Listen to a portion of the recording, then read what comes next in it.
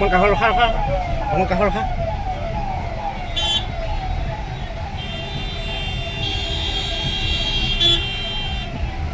জাম লাগিছে, গাড়ী নম্বৰটো লওঁ।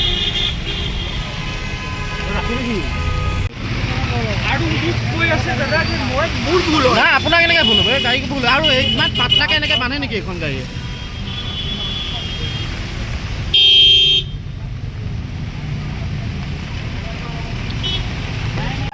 কেমেৰা পাৰিবি? মোবাইল দি দেখোন।